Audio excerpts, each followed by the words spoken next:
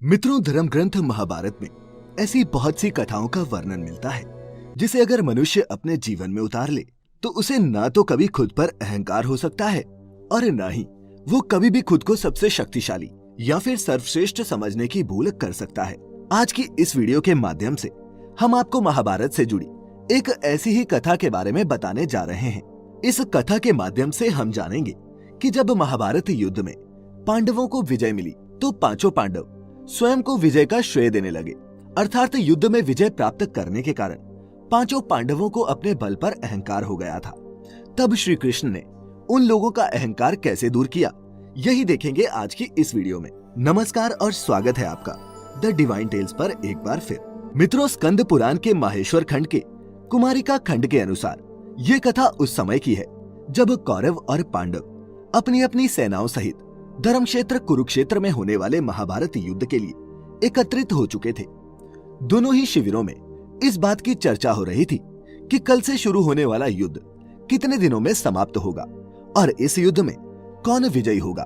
उधर इस बात की जानकारी जब घटोत्कच के पुत्र और भीम के पौत्र बर्बरीक को मिली तो वो अपनी मां से युद्ध में शामिल होने की आज्ञा लेकर कुरुक्षेत्र के मैदान में पांडवों के शिविर में पहुंच गया। वहां पहुंचकर बर्बरीक ने सबसे पहले भगवान श्री कृष्ण को प्रणाम किया और फिर बारी बारी से पांचों पांडवों के चरण छुए। उसी समय पांडवों के शिविर में एक गुप्तचर आया और उसने युधिष्ठिर को प्रणाम करते हुए कहा, महाराज, अभी मैं कौरवों के शिविर गया था। वहां मैंने सुना कि राजकुमार दुर्योधन अपने पक्ष के महारथियों से पूछ रहे थे कि कौन सा योद्धा कितने दिनों में सेना सहित पांडु पुत्रों का वध कर सकता है। जिसके बाद सर्वप्रथम आप लोगों के पितामह और कौरव सेना के प्रमुख सेनापति भीष्म ने कहा कि वह आप पांचों भाइयों और आपकी सेना को एक मास में समाप्त कर सकते हैं। फिर गुरु द्रोणाचार्य ने कहा कि मैं सेना सहित पांचों पांडवों को 15 दिन में समाप्त कर सकता हूँ। इसके बाद अश्वत्थामा ने कहा कि वह आपके पांचों भाइयों और आपकी सेना को 10 दिन में नष्ट कर सकते हैं और अंगराज कर्ण की बातों पर विश्वास करें तो वो आप सभी को केवल 6 दिनों में सेना सहित मार सकते हैं। गुप्तचर की ये बातें सुनकर युधिष्ठिर चिंतित हो उठे और उन्होंने गुप्तचर को शिविर से बाहर जाने को कहा। फिर जब गुप्तचर चला गया तब युधिष्ठिर ने अपने चारों भाइयों से पूछा कि अनुज, तुम लोग होने वाले इस युद्ध को कितने दिनों में समाप्त कर सकते हो। अपने ज्येष्ठ के मुख से ऐसी बातें सुनकर चारों भाई एक दूसरे को देखने लगे। उन लोगों को यह समझ नहीं आ रहा था कि इस प्रश्न का क्या जवाब दें। तब अर्जुन बोले, पितामह, भीष्म और गुरु द्रोणाचार्य ने जो घोषणा की है वह सर्वथा असत्य है, क्योंकि जय और पराजय में पहले से किया हुआ निश्चय झूठा होता है। आपके पक्ष में जो भी वीर योद्धा युद्ध के लिए रणभूमि में जाने वाले हैं, इनमें से एक वीर सारी कौरव सेना का संहार कर सकता है। हे ज्येष्ठ, हमारे पक्ष के योद्धाओं के डर से कौरव और उनकी सेना इस प्रकार भाग जाएंगे जैसे सिंह के डर से मृग भाग जाता है। बूढ़े पितामह भीष्म, वृद्ध गुरु द्रोण और कृपा तथा अश्वत्थामा से हमें क्या भय है। फिर भी यदि आपके चित्त को शांति नहीं मिल रही तो मैं आपको बता दूं कि मैं अकेला ही युद्ध में सेना सहित समस्त कौरवों को एक ही दिन में नष्ट कर सकता हूँ। उधर अर्जुन के मुख से ऐसी बातें सुनकर शिविर में मौजूद घटोत्कच पुत्र बर्बरीक से रहा नहीं गया।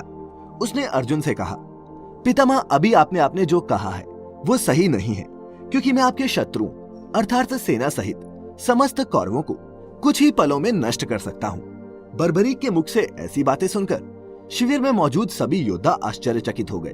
अर्जुन की आंखें लज्जा से झुक गई। तब भगवान श्री कृष्ण ने कहा, पार्थ, बर्बरीक ने अपनी शक्ति के अनुरूप ही बात कही है, क्योंकि इसके पास ऐसी शक्ति मौजूद है जो कुछ पल में ही होने वाले इस युद्ध को समाप्त कर सकती है। फिर भगवान श्री कृष्ण ने बर्बरीक से कहा, हे वत्स, भीष्म, द्रोण और कर्ण जैसे महारथियों से सुसज्जित कौरवों की सेना को तुम इतना शीघ्र परास्त कैसे कर सकते हो? तुम्हारे पास ऐसा कौन सा अस्त्र है? कृपा करके हमें भी बतलाओ।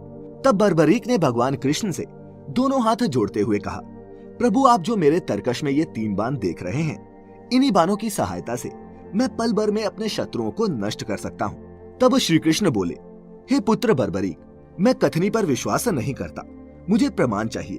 तब बर्बरीक ने कहा, हे प्रभु, आप ही बताइए कि मैं आपके सामने खुद को किस प्रकार प्रमाणित करूं। इसके बाद श्री कृष्ण शिविर में मौजूद पांचों पांडव, भीमपुत्र घटोत्कच और बर्बरीक को एक ऐसे स्थान पर ले गए जहां पीपल का एक विशाल पेड़ था।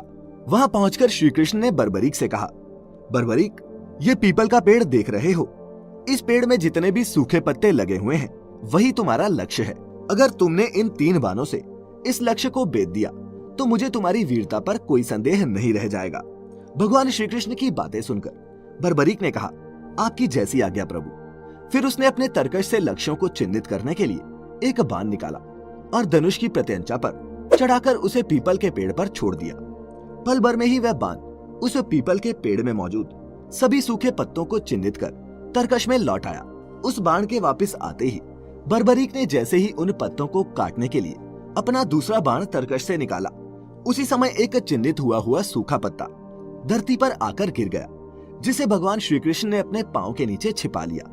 उधर पहले की ही भांति बर्बरीक ने दूसरे बाण को धनुष की प्रत्यंचा पर चढ़ाकर पीपल के पेड़ पर छोड़ दिया। देखते ही देखते बर्बरीक के इस बाण ने पल भर में ही उन सभी पत्तों को काट दिया जिन्हें पहले बाण ने चिन्हित किया था। परंतु बर्बरीक का ये दूसरा बाण तरकश में वापस लौटने की बजाय श्री कृष्ण के पांव के पास जाकर रुक गया।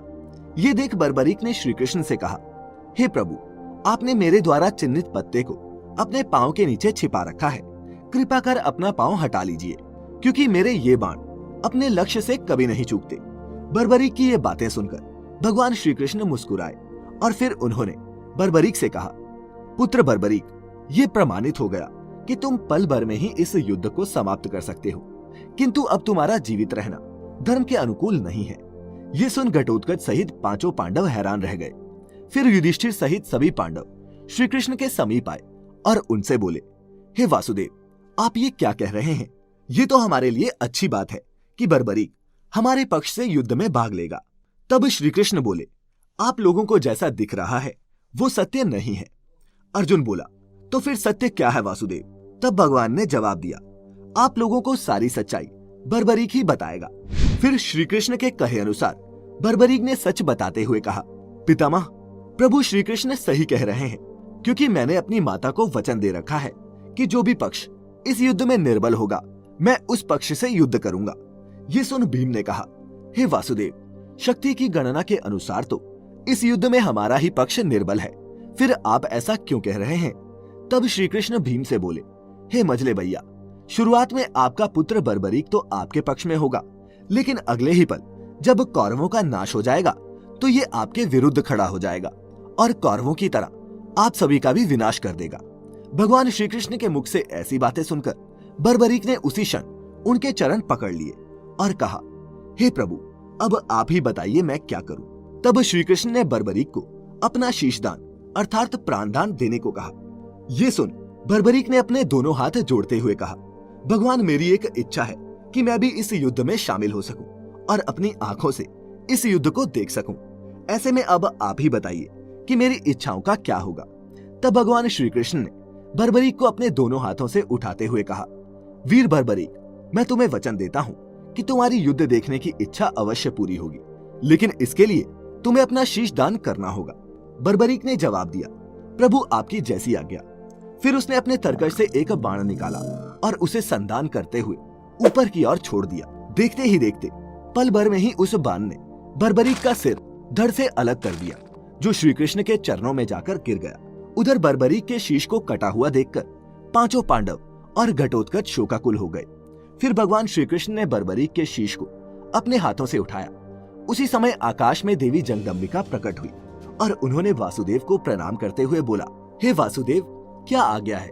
तब श्री कृष्ण ने कहा, हे देवी, बर्बरीक के शरीर को अमृत से सींचने की कृपा कीजिए, ताकि वीर बर्बरीक का ये शरीर अजर अमर हो जाए। भगवान का आदेश पाते ही देवी ने उस कटे हुए शीश को अमृत से सींचकर अजर अमर कर दिया और स्वयं अंतर्ध्यान हो गई। फिर बर्बरीक का कटा हुआ शीश भगवान कृष्ण से कहने लगा, प्रभु आप धन्य हैं, आपकी कृपा से मैं इस युद्ध को अपनी आंखों से देख पाऊंगा। अब ऐसा लगता है कि मेरा जीवन सफल हो गया। इसके बाद भगवान कृष्ण ने बर्बरीक के उस कटे हुए सिर को कुरुक्षेत्र मैदान के बगल में स्थित एक पर्वत की चोटी पर अपनी दिव्य शक्ति से स्थापित कर दिया। उसके बाद भगवान कृष्ण ने बर्बरीक के कटे हुए सर से कहा, हे शीशदानी, हे वीर बर्बरीक, तुम पर्वत की इस चोटी से कल से शुरू होने वाले धर्म युद्ध को देखोगे और तुम ही एकमात्र इस युद्ध के साक्षी रहोगे। तुमसे ही आने वाली पीढ़ी इस धर्म युद्ध की कथा जान पाएगी। हे शीशदानी, आज से तुम्हें मैं अपना नाम और अपनी शक्ति देता हूँ, जिसके बाद तुम खाटू श्याम के नाम से जाने जाओगे और कलयुग में जो भी तुम्हारी पूजा श्रद्धा और भक्ति के साथ करेगा उसके सभी कष्ट दूर हो जाएंगे। फिर श्री कृष्ण के ऐसा कहने के बाद पांडवों ने बर्बरीक के उस शीश को प्रणाम किया और फिर वे सभी श्री कृष्ण सहित अपने शिविर को लौट आए।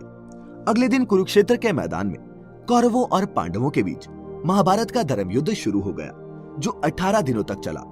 इस युद्ध में कौरव पक्ष के सभी महारथी मारे गए और पांडवों को जीत मिली। लेकिन मित्रों, अगर आप ये जानना चाहते हैं कि इन 18 दिनों में किस दिन क्या हुआ, तो इसके लिए आप हमारी एक दूसरी वीडियो देख सकते हैं, जिसमें हमने विस्तार से महाभारत के युद्ध के घटनाक्रमों का वर्णन किया है। महाभारत युद्ध के 18वें दिन भीम के हाथों जब दुर्योधन का वध हो गया, तब पांचों पांडव श्री कृष्ण के साथ अपने शिविर में लौट आए और फिर कुछ दिनों बाद पांचों पांडव युद्ध में मिली जीत का श्रेय स्वयं को देने लगे। एक ने कहा कि उसने युद्ध का संचालन धर्मपूर्वक किया, इसीलिए उन सभी को युद्ध में जीत मिली। तो किसी ने कहा कि अगर वह पितामह भीष्म को बाणों की शैया पर नहीं लिटाता तो उन्हें महाभारत के युद्ध में जीत मिलना असंभव था। अभी पांचों भाइयों के बीच ये बहस चल ही रही थी कि श्री कृष्ण उस कक्ष में जा पहुंचे और उन सभी से बोले, किस बात को लेकर आप लोगों में बहस छिड़ी हुई है। इसके बाद फिर सभी ने वही बात दोहराई, जिसे सुन श्री कृष्ण मुस्कुराने लगे। तब युधिष्ठिर ने पूछा, हे वासुदेव, आप ही बताइए कि इस युद्ध में जीत का श्रेय किसे जाता है। तब श्री कृष्ण युधिष्ठिर से बोले, भैया, इसका जवाब तो वही दे सकता है जिसने इस युद्ध की सभी घटनाओं को अपनी आंखों से देखा है और वही इस युद्ध का एकमात्र साक्षी भी है। श्री कृष्ण के इतना कहते ही पांचों पांडव समझ गए कि वासुदेव बर्बरीक की ही बात कर रहे हैं। फिर पांचों पांडव भगवान कृष्ण के साथ उस पर्वत पर पहुंचे जिसकी चोटी पर से बर्बरीक ने संपूर्ण महाभारत युद्ध को देखा था। वहां पहुंचने पर बर्बरीक ने श्री कृष्ण और पांचों पांडवों को सादर प्रणाम किया और फिर श्री कृष्ण से पूछा, भगवान, आप यहाँ किस उद्देश्य से आए हैं। तब श्री कृष्ण ने कहा, वीर बर्बरीक, तुम्हारे पांचों पितामह स्वयं को इस युद्ध में जीत का श्रेय दे रहे थे, लेकिन वास्तविकता क्या है ये केवल तुम ही इन्हें बता सकते हो। तब बर्बरीक ने कहा, पितामह, आप लोग किस आधार पर खुद को इस युद्ध में मिली विजय का श्रेय दे रहे हैं, जबकि सत्य तो ये है कि आप सभी किसी से लड़े ही नहीं। वास्तव में तो युद्ध मेरे प्रभु श्री कृष्ण कर रहे थे। उन्होंने ही ये युद्ध लड़ा जिसमें ये खुद ही जीते भी और खुद ही हारे भी। बर्बरीक की बातें सुनकर पांचों पांडवों का सर लज्जा से झुक गया। फिर युधिष्ठिर श्री कृष्ण से बोले, वासुदेव, हमें क्षमा कर दें, हम सभी को अपने अपने बल का अभिमान हो गया था। अब हम जान गए हैं कि इस युद्ध में जो भी हुआ वो आपकी मर्जी से हुआ। इसके बाद वे सभी अपने महल को लौट आए। इसीलिए कहा जाता है मित्रों कि मनुष्य को कभी भी किसी भी चीज का अभिमान नहीं करना चाहिए, क्योंकि हम तो सिर्फ एक कठपुतली हैं उस परम परमेश्वर परमात्मा के हाथों। तो उम्मीद करता हूँ मित्रों कि आपको खाटू श्याम जी की ये कथा पसंद आई होगी। अगर पसंद आई हो तो इसे ज्यादा से ज्यादा लाइक और शेयर करें। साथ ही ऐसी और भी पौराणिक कथाओं के लिए अभी सब्सक्राइब करें the divine tales YouTube channel. और अगर आप हमारी कोई वीडियो मिस नहीं करना चाहते तो उस घंटी के निशान पर दबाकर नोटिफिकेशंस भी ऑन कर लें। फिलहाल आज की वीडियो में इतना ही। अब हमें इजाजत दें। आपका बहुत बहुत शुक्रिया।